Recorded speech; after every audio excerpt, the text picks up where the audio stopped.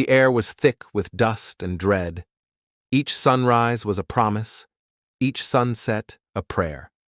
In the spring of 1853, Amelia Stewart Knight packed her life into a canvas-covered wagon and began a journey of more than 2,000 miles. With 7 children at her side and another on the way, she wrote of the endless plains, the biting cold of dawn, and the long road that led to Oregon. Her diary would become a window into the world of those who dared to dream of something more. She wrote of the mornings that broke over the rolling prairie, of the oxen snorting and stamping as they were yoked to the wagons. The children rubbed sleep from their eyes as they stumbled through the early light. "We rose before dawn," she wrote. "There was no time to linger. Each mile was precious."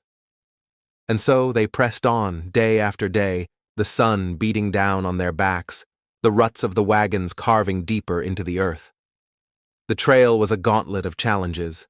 Rivers lay in wait, swollen with spring melt, their currents swift and unyielding. Amelia watched as men waded waist-deep, guiding the wagons across, the water tugging at their legs with a force that threatened to drag them under. She wrote of the children's cries, the oxen's bellowing fear. "We prayed with every breath," she confessed. But the river was only one trial among many. Cholera stalked them like a shadow, its victims buried in shallow graves beside the trail. One day, a neighbor was lost. The next, a child. Each grave was a fresh wound, a reminder that the journey was as much about survival as it was about hope. Amelia's words were laced with quiet sorrow, but she refused to let despair take root. "We must go on," she wrote, "for the children, for the dream that drives us west." She wrote of the endless dust that clung to their clothes and turned the air into a choking haze. The days blurred together in a litany of creaking wheels and aching feet. Yet amid the hardship, there were moments of grace, wildflowers blooming in the ditches, laughter around the campfires at night, the smell of bread baking over an open flame. In these small comforts, Amelia found the strength to keep moving. One of the most haunting entries in her diary was the day she gave birth to her 8th child. There was no doctor, no bed to cradle her labor, only the canvas of the wagon and the soft prayers of those who loved her.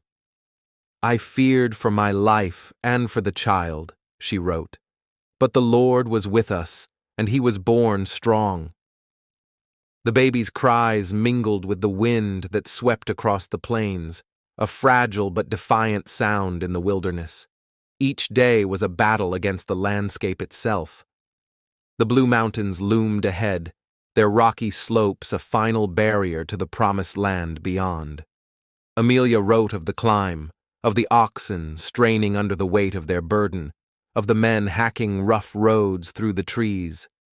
"The children stumble," she wrote, "but still we rise before the dawn.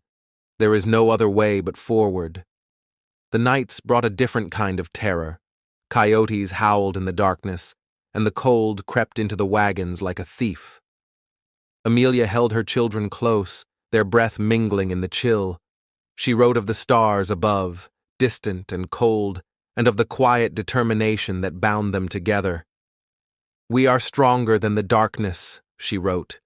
"We are stronger than the night."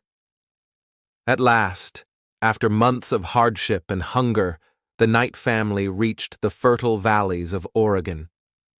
The green hills rolled out before them like a promise fulfilled. Amelia's final entries are filled with a quiet triumph, the kind that comes not from conquest, but from survival.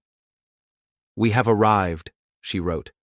"The trail is behind us, but it will live in our hearts forever." Amelia Stewart Knight's diary is more than a record of miles walked and rivers crossed. It is a testament to the iron will of a mother who refused to be broken by the endless road. In her words, we hear the echo of 1,000 journeys, the silent prayers of those who dared to leave everything behind for a chance at something better. And in her story, we find a truth as old as the trail itself, that hope is stronger than fear, and that the human spirit, no matter how far it must travel, will always find a way. Thank you for listening to Deserted Trails.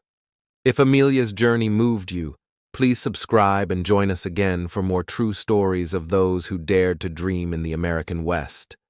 Until next time, may your path be clear and your heart as steadfast as those who walked before us.